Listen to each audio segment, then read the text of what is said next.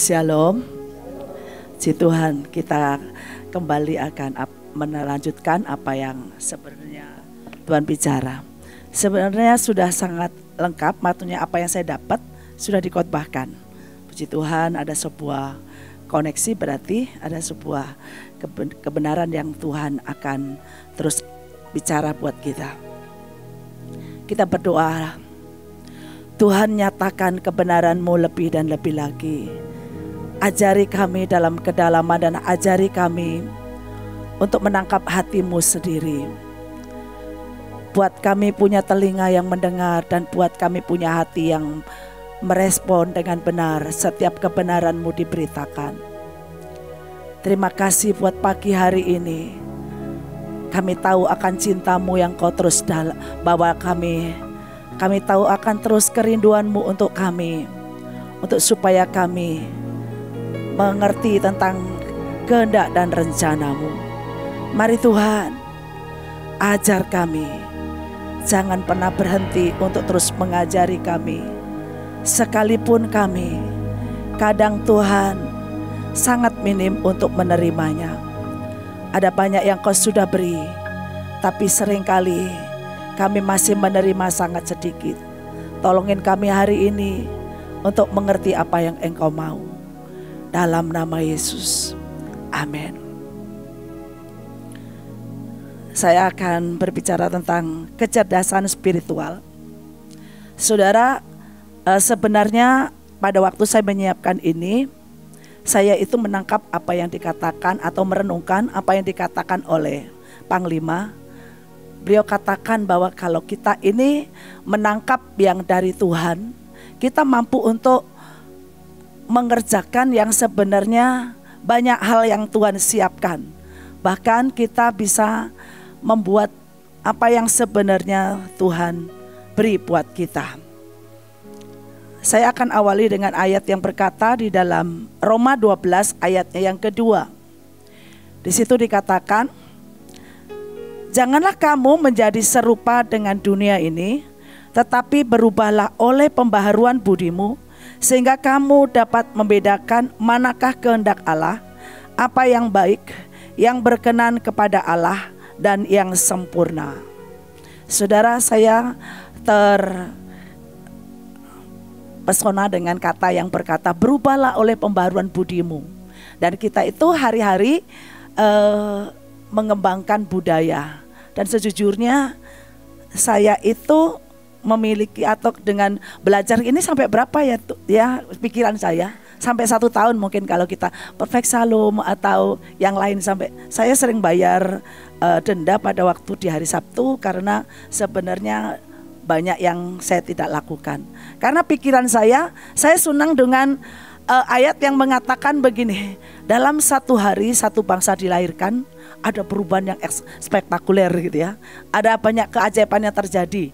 Nah itu kalau berulang-ulang gitu atau melakukan yang biasa terus akhirnya menuju yang sempurna, karena di sini dikatakan berubahlah oleh pembaharuan budimu sehingga kamu dapat membedakan manakah kehendak Allah. Pertama, apa yang baik, yang kedua dikatakan yang berkenan dan yang sempurna ya. Nah saudara, dikatakan berubahlah oleh pembaharuan budimu. Ini perubahan bukan hanya sebuah perubahan yang ada di dalam kehidupan kita karena perubahan keadaan, tapi perubahan kita berpikir ya. Budimu itu akan berkembang dalam banyak hal. Dan perkembangan ini membuat sampai kesempurnaan, karena di situ engkau tahu yang baik, engkau tahu yang berkenan, dan engkau tahu yang sempurna. Dan dalam dunia pendidikan ya, level pembelajaran kognitif manusia itu di situ dikatakan ada level-levelnya. Pertama di situ adalah mengingat. Ya saudara, mengingat. Kalau pada waktu kita belajar, Tuhan itu mau untuk supaya kita ini mengingat, itu tujuan atau level-level yang kita punya pikiran seorang. Dan saudara, dari ke-6 level ini, dari mengingat, memahami, melakukan, menganalisis, dan mengevaluasi, membuat. Dan kalau sebenarnya kalau yang ketujuh itu adalah kalau membuat itulah kreatif ya, kreatif sampai kesempurnaan itu. Nah, saya itu masih seringkali kita ini masih ada di dalam, kalau kita memiliki sebuah pembaharuan pikiran itu masih ada di level yang ketiga, yaitu dengan kalau sudah mengingat, memahami, melakukan. Sudah melakukan, kita pikir sudah menjadi orang yang akan menggenapkan banyak hal, dan karena kita sudah melakukan, sudah cukup, kayaknya sudah melakukan. Ya, terus ternyata di situ kalau kita ini melakukan, kalau mungkin berkenan karena perkenanan siapalah gitu ya, perkenanannya pimpinan, perkenanan apa, kan kita sudah melakukan. Ya, tapi sebenarnya pada waktu kita sudah melakukan itu sebenarnya apa sih hasilnya yang kita sudah lakukan? Ya, ada tingkatan lebih lagi menganalisis, terus akhirnya mengevaluasi. Dan saudara dikatakan membuat, sampai kita itu membuat hal yang baru, sesuatu yang baru. Kalau Tuhan kreatif itu dikatakan bahwa jadilah apa yang kau mau jadi.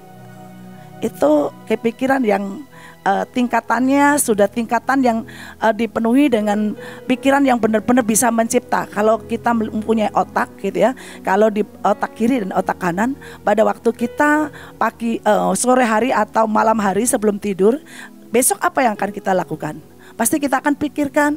Dan saya itu biasanya memikirkan, dan setelah memikirkan terus akhirnya merenungkan apa yang akan saya lakukan di hari besoknya. Itu akan spontan membuat apa yang saya lakukan. Perenungan itu adalah imajinasi, terus akhirnya di hari itu otak kanan, dan otak kiri itu akan refleks di harinya kita akan melakukan apa. Tapi seringkali kita mungkin nggak akan melakukan seperti itu, dan sehingga kita itu nggak bisa mencipta sesuatu. Nah, saudara yang kasih, saya merenungkan, pada waktu kita sudah renungkan dan kita akan buat, terus kita melakukan itu bisa sih cepat. Mungkin suatu waktu saya akan kasih contoh. Kalau saya itu akan menata ruangan gitu ya, atau membereskan sesuatu, sebelumnya saya akan gambar di alam pikiran saya di hari malam gitu gini. Dan kalau besok terus tiba-tiba saya menata dengan ini, orang berkata, cepat kali ibu itu kalau menata ruangan dan ini, karena saya sudah ini refleks, karena saya sudah punya pikiran yang terus saya pikirkan, terus akhirnya di hari yang besoknya itu saya lakukan. Dan saat saya merenungkan, ternyata itu mungkin Tuhan punya desain apa yang akan, atau pikiran apa yang untuk bumi, untuk kita, untuk setiap pribadi kita. Dan sebenarnya itu udah di hati Tuhan. Dan terus akhirnya Tuhan akan berkata, tinggal jadilah ini maka jadi, jadilah laut jadi, jadilah bumi mungkin air maka jadi. Nah, saudara, itu tingkat yang sebenarnya sampai level itulah kalau kita memiliki sebuah pikiran yang sampai mencipta ya.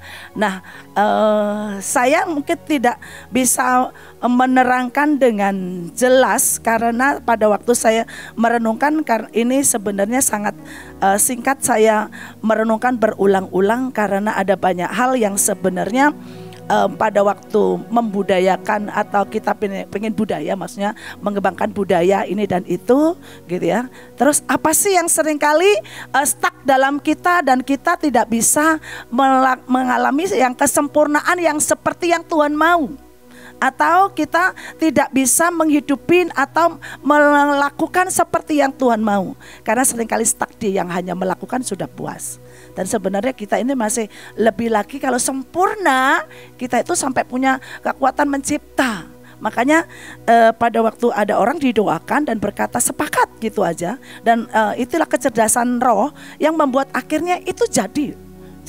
Dan seringkali kita ini kalau dibilang tentang kecerdasan spiritual, karena orang itu nggak pernah, oh iya, hanya manggut-manggut aja. Dan saya melihat sebuah keadaan stuck yang bener-bener, waduh, nggak ada ya perubahan. Makanya kenapa sih ayat ini dikumandangkan, berubahlah oleh pembaruan budimu gitu ya. Sebenarnya Tuhan itu memberikan pikiran yang sangat luar biasa ya. Kalau pada waktu kemarin saya saya agak lupa. Otak manusia itu besarnya gitu ya, 3 atau 8 handphone tercanggih itu otaknya manusia ya. Wow, gitu ya. Jadi kita otak yang maksudnya punya HP yang canggih, yang paling canggih sekarang ini gitu ya. Itu masih belum, karena 3 atau 8 saya lupa gitu ya pas waktu menyelidiki. Dan apalagi kalau saya punya HP, waktu beberapa kemarin saya dibilang sama Burut Apung, katanya udah jadul HP-mu gitu ya saudara ya. Tapi saya berpikir enggak jadul gitu ya saudara ya. Dan mikir pada waktu saya melihat otak manusia, ternyata HP yang tercanggih itu hanya satu, nggak bisa. Begitu 3 HP yang tercanggih, ada berapa berapa triliun gitulah ya. Saya lupa karena kemarin pas waktu saya menyelidikin dan terus akhirnya belajar bersama dengan Bu Nita benar. Nah saudara yang kasih, saya mulai berpikir, berubah oleh pembaruan budimu. Dan sebenarnya sangat kecil, sangat sedikit yang seringkali kita pakai atau kita mau menggunakannya ya, atau kita memakainya atau kita sadar. Dan saya benar-benar saudara, pada waktu STT berkata bahwa kita upgrade di roh dan di skill. Karena kalau kita nggak upgrade, ya kayak itu tadi, melakukan apa yang kita dengar, apa yang kita memahami itu melakukan, kita pikir sudah maksimal. Tetapi sebenarnya enggak, kita itu Tuhan ciptakan kita itu sampai mencipta. Ya, makanya kalau di China itu orang-orang pada menciptakan ini dan itu dan ini, bisa loh sampai dalam membuat bangunan aja dalam waktu yang singkat. Ya, itu sangat banget. Saya pergi ke Morowali dan terus akhirnya masih ngukur-ngukur hari itu. Saya melihat, kayaknya akan dibangun apa. Saya tanya kepada seorang yang ada di situ, karena saya mempunyai kesempatan untuk diajak ke kedalaman yang benar-benar orang lain sebenarnya tidak bisa masuk. Dan saudara, saya ada di situ 3 hari. Dan saudara tahu, tiba-tiba itu sudah jadi gedung tingkat 7. Dan terus akhirnya didatangkan dari kapal-kapal gitu. Dalam hati saya, baru kemarin ya dia ngukur-ngukur, hanya ngukurnya itu nggak kayak kita detail banget gitu. Terus akhirnya dia mencipta. Dan saudara jadi gedung tingkat 7. Dan saya mulai berpikir, dan itu loh kecanggihan pada waktu kita berpikir, dan terus akhirnya kita juga berpikir yang tajam. Itu aja dikatakan benar-benar itu baru pikiran, dan itu baru pikiran yang kita pakai.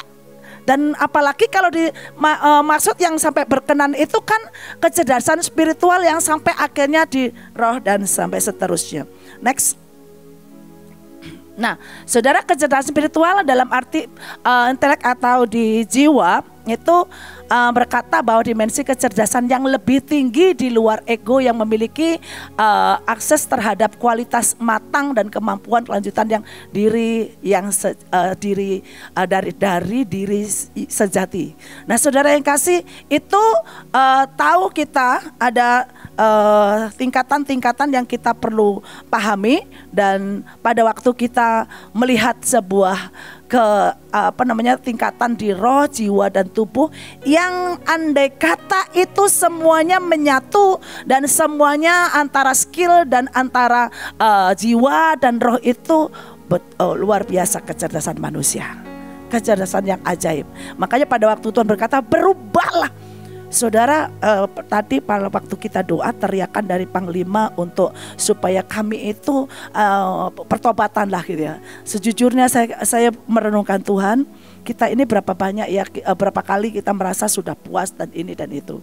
Pada waktu kami belajar untuk di upgrade untuk supaya kita itu mengembangkan di roh dan mengembangkan juga di skill, saudara, ternyata ada banyak yang perlu kita benar-benar pelajari. Apalagi kalau dunia pendidikan, keilmuan. Saudara, sejujurnya pada waktu mengatakan keilmuannya mana, ya, dan mereka tertata tentang katakan kalau kita ini jurusan apa, ya kamu khusus sampai matang itu engkau menjadi orang yang spesialis itu. Dan tiba-tiba saya berpikir, ya kan ada profesor ini profesor itu, saya mau profesor roh gitu ya, profesor roh gitu ya, sampai rohnya ini kayak apa sih gitu ya, karena mereka ini profesor itu profesor. Pada waktu saya mulai mendengar ini kayaknya mereka semua dari, saya tahu ini keilmuannya, wah nanti akan spesialis ini spesialis itu. Oke deh, saya spesialis roh gitu ya saudara ya. Karena benar-benar pada waktu saya mulai renungkan, ya Tuhan, kita ini belum sampai punya kematangan. Kalau mereka berkata keilmuan, itu berarti ilmumu itu valid dan ilmumu itu divalidasi dan dipercaya dan diakui. Wih, ya. Jadi kalau ditanyain sampai satu-satu, saudara, kalau kita berkata seumpama mengampu mata kuliah apa, sampai terus akhirnya dari sononya memang gini, itu dari sononya engkau memang kuliahnya itu gitu. Kalau kuliahnya itu berarti linear. Kalau kita memang menguasai itu dan engkau lah disebut akan pakar. Nah, pada waktu saya mulai merenungkan, seringkali Panglima berseru-seru untuk supaya mari terima bahwa engkau bisa. Saudara, sejujurnya saya dalam pikiran saya, ya saya kepengen bisa, tapi gimana menjadikannya. Dan seringkali pada waktu saya mendoakan orang, beberapa punya kesaksian dan dikatakan begini, apa yang dikatakan ibu itu benar dan saya ngalamin ini dan ini. Nah saudara, mereka, terus saya mulai berpikir, oh iya, kalau orang yang menyambar diajak ngomong itu beda. Dan kalau orang yang punya roh yang benar-benar hidup itu diajak ngomong beda dan imannya nyambung gitu ya, itu menghidupi dan jadi loh. Dia katakan ya, bahkan dia juga baru dengar tentang mungkin nubuat atau akan terima berkat, amin. Dan tiba-tiba pada waktu telepon dia katakan, ya apa yang dikatakan ibu. Nah saudara yang kasih, ada banyak yang kita sebenarnya sudah terima, tapi seperti tadi yang dikatakan pada level pembelajaran ya, seorang manusia, pikiran manusia itu hanya sampai pada waktu mungkin kita sudah melakukan. Sudah, itu baru masih sangat dasar dan itu belum sampai kita maksimal. Coba kalau kita ini semua maksimal, ya saudara, bagaimana akan menjadi orang yang profesor yang ajaib. Mungkin kemampuan setiap orang berbeda-beda ya. Ada yang mungkin akan membidangi apa. Kalau semua itu dibidangin semuanya di bagian-bagian itu, wow, sumbernya keajaiban ya di kita ini. Dan mari kita jangan hanya di bagian yang bawah saja, tapi mari jadi mateng. Dan tiba-tiba seringkali ngomong mateng. Dan saudara, di supranatural itu kita biasakan untuk berbahasa roh 1 menit katanya sebelum tidur dan yang kecil. Tapi kalau sudah 10 menit atau sudah 1 jam, jangan turun hanya 1 menit gitu ya. Nah kalau kita mau menjadi matang, ya sudah, kalau bisa menjadi 4 jam atau setiap kali memang kita berbahasa roh. Karena kita tahu dalam berbahasa roh ada sesuatu yang memang kita dapatkan kecerdasan yang dari Tuhan. Ada sebuah kecerdasan ilahi yang membuat kita akan menangkap yang sebenarnya apa yang tidak pernah kita lihat, apa yang tidak pernah kita dengar, dan roh itu mengajarin kepada kita. Nah saudara, next. Nah saudara yang kasih, kecerdasan spiritual ya dalam tingkatan yang lain dengan dikatakan menurut Alkitab hokmah ya, atau kebijaksanaan mewakili bagian pemikiran Tuhan. Nah dikatakan jiwa kita atau roh kita itu mewakili pikirannya Tuhan. Jadi kalau kita memilikinya itu sebenarnya yang dari Tuhan. Dan kalau kita lihat, saya renungkan ada beberapa tokoh atau jenderal-jenderal Tuhan atau raja-rajanya, atau kita tahu di dalam Alkitab kenapa Yusuf dan juga kenapa Daniel memiliki roh yang di atas rata-rata ya. Dan kecerdasannya, bayangkan saya mimpi apa, itu gak mudah saudara.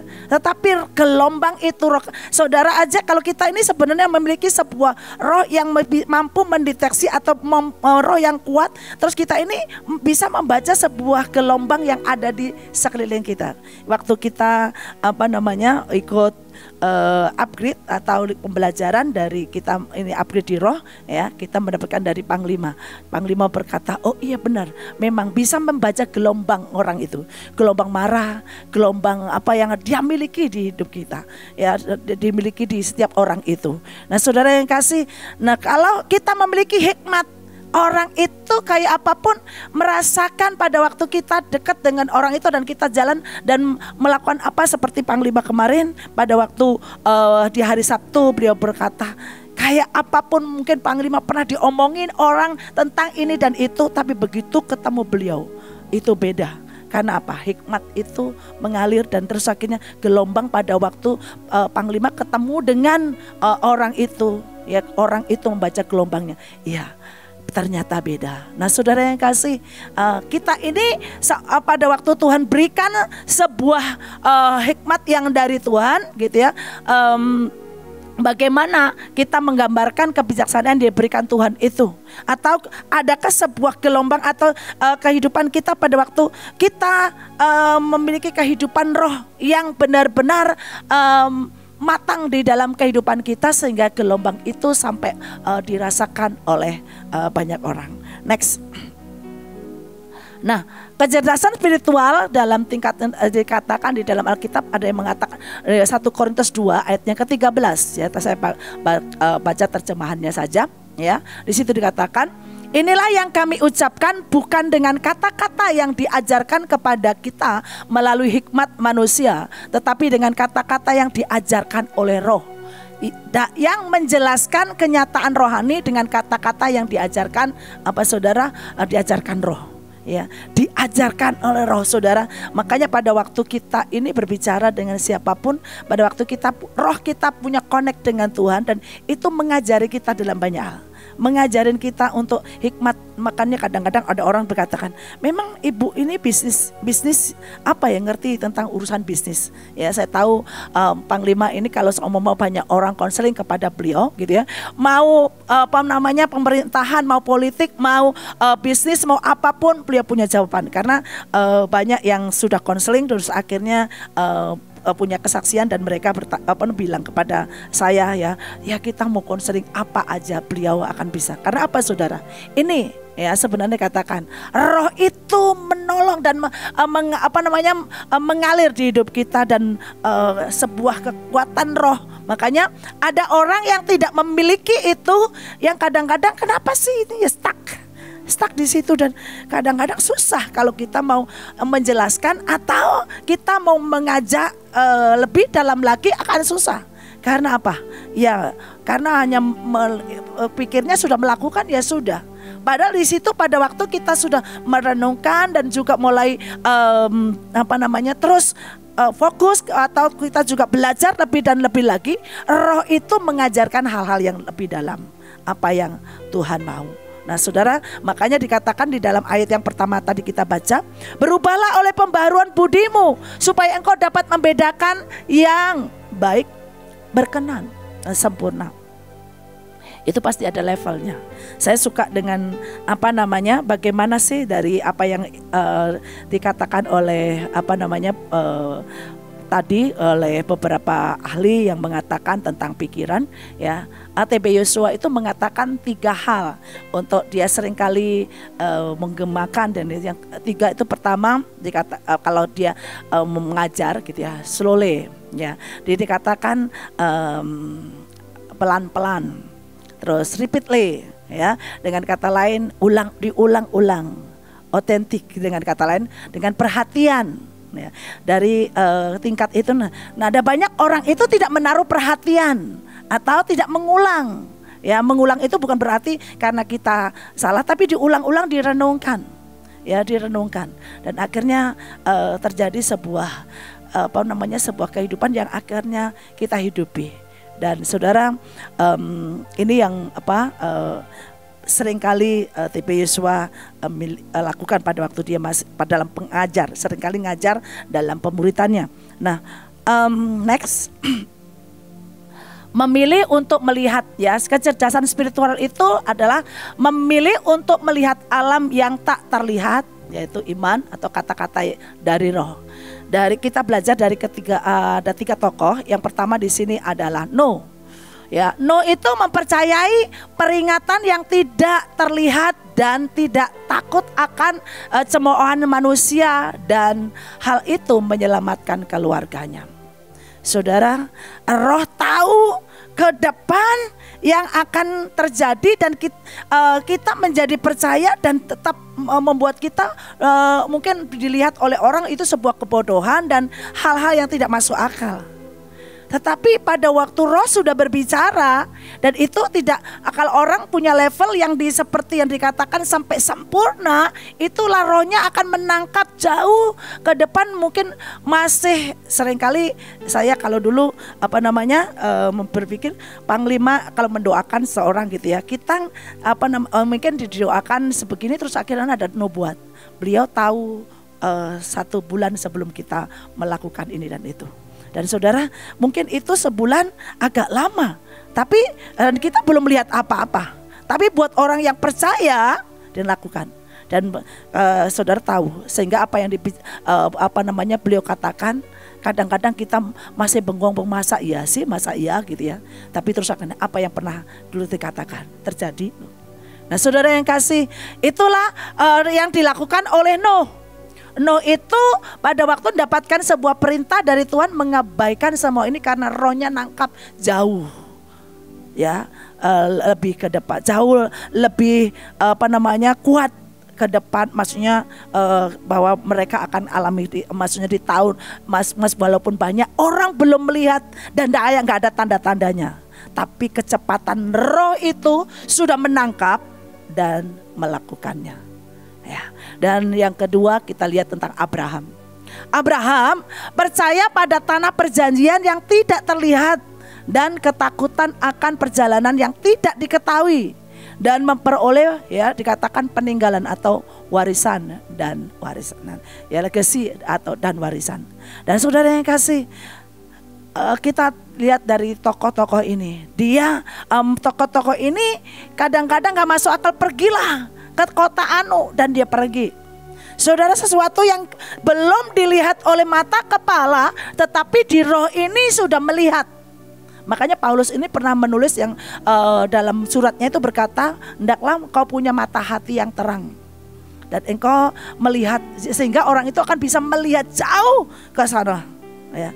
Nah saudara, pada waktu anggur manisnya mau dibuat, ya saudara, dan terus kita serukan, dan saya jujur waktu ini, Tuhan, saya belum melihat anggur manis, tolong terjemahkan kepada saya tentang anggur manismu Tuhan, karena jangan sampai saya hanya melihat yang sangat dangkal, sehingga pada waktu mau mengerjakannya kita mengerjakan dengan tanpa pengetahuan. Sekalipun mungkin Tuhan, mata kepala saya nggak melihat, tapi buat roh saya sepakat dan menerima sesuatu yang benar-benar akan.